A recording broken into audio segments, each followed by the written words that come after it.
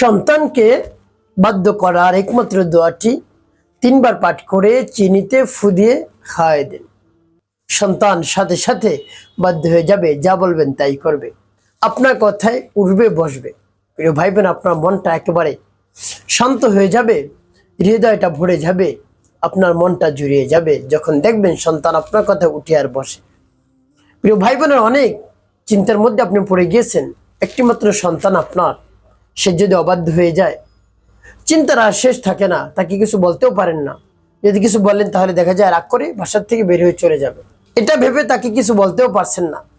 সে যা বলে যা করে আপনি শুধু তাকিয়ে তাকিয়ে দেখছেন, অন্য কিছু করতে পারছেন না। প্রিয় ভাই বোনেরা, দেখা যায় অনেক অর্থ সম্পদও খরচ করে ফেলেছেন সন্তানের জন্য।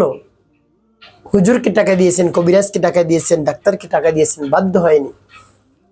তো আপনি অভিভাবক, আপনি নিজে নিজে আমলটি করে দেখুন কি হয়, একবার করে দেখুন।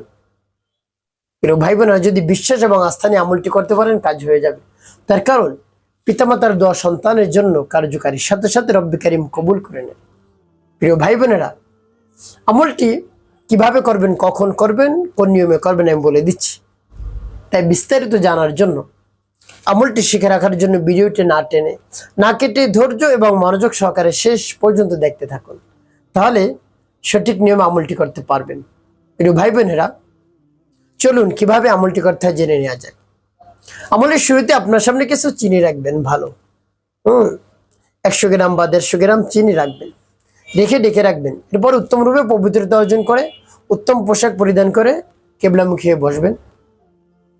এরপরে আমলের দিক মনোযোগ নিয়ে আসবেন। যখন দেখবেন আমলের দিক মনোযোগ চলে আসছে, এরপরে জীবনের গুনার কথা স্মরণ করে ক্ষমা প্রার্থনা করবেন।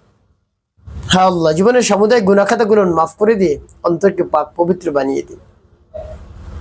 এভাবে যখন বলা হবে, এরপরে 3 বার দুরূদ শরীফ সাল্লাল্লাহু আলাইহি ওয়াসাল্লাম, সাল্লাল্লাহু আলাইহি ওয়াসাল্লাম, সাল্লাল্লাহু আলাইহি ওয়াসাল্লাম, ইস্তিগফার দুরূদ শরীফ যখন পাঠ করা হয়ে যাবে, এরপর আপনি সেই সূরা পাঠ করবেন।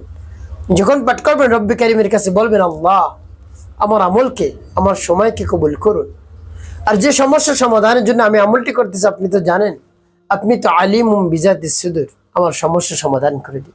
এভাবে বলে তারপর সূরা পাঠ করবেন। পরবর্তীতে বলে দেব চিনি কেমন করে পান করাবেন। তো প্রিয় ভাই বোনের, আগে সূরাটি বলে নেই। আমার দেখার নিয়ম অনুযায়ী একেবারে সহিষ্ণু করে আপনি সূরাটি পাঠ করবেন। আমাদের সকলেরই সুপরিচিত সেই সূরাটি, যেমন বিসমিল্লাহির রহমানির রহিম, ইন্না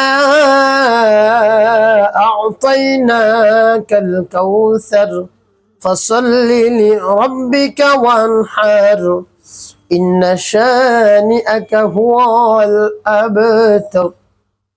যখন পাঠ করে হয়ে যাবে, চিনিতে একটু ফুটে, তারপর আপনি আবারও পাঠ করবেন, বিসমিল্লাহির রহমানির রহিম, ইন্না আ'তাইনাকাল কাউসার ফাসাল্লি লিরাব্বিকা ওয়ানহার, ইন্না শানিআকা হুয়াল আবতার। পাঠ করার সময় তারপর আপনি মনে দরদ নিয়ে আবার পাঠ করবেন, বিসমিল্লাহির রহমানির রহিম, ইন্না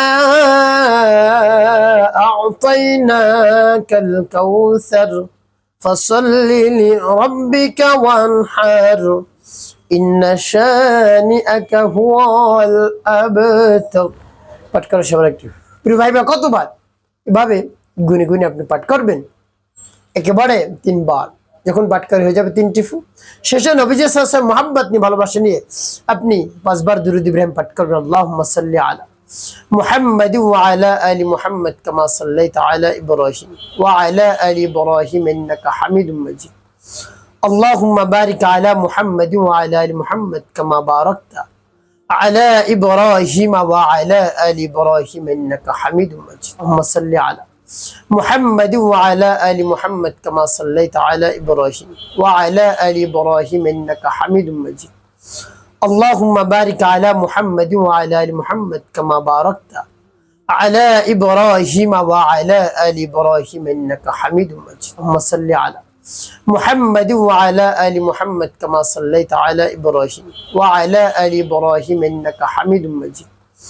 اللهم بارك على محمد وعلى آل محمد كما باركت على إبراهيم وعلى آل إبراهيم إنك حميد مجيد اللهم صل على محمد وعلى آل محمد كما صليت على إبراهيم وعلى آل إبراهيم إنك حميد مجيد اللهم بارك على محمد وعلى آل محمد كما باركت على إبراهيم وعلى آل إبراهيم إنك حميد مجيد এভাবে যখন দুরূদ ইব্রাহিম পাঠ করা হয়ে যাবে এরপর আপনি কি করবেন দুটি ফু দিবেন চিনিতে প্রিয় ভাই আমলটি করা শেষ কেমন করে চিনি আপনি সন্তানকে খাওয়াবেন পানির সাথে আপনি গুলে শরবত বানিয়ে খাওয়াতে পারেন বা অন্য যে কোনো খাবারের মধ্যে মিলিয়ে খাওয়াতে পারেন তবে গরম কিছুর সাথে আপনি মিলিয়ে খাওয়াবেন না বা শুধু ডাইরেক্ট চিনিও খাওয়াতে পারেন যখন খাওয়াবেন নিয়ত করে খাওয়াবেন অল্প অল্প করে আল্লাহ রাব্বুল আলামিনের কাছে বলবেন আপনার সমস্যার কথা একটু মনে দরদ নিয়ে বলবেন আল্লাহ রাব্বুল আলামিনের কাছে বিশ্বাস নিয়ে দেখবেন কাজ হয়ে যাবে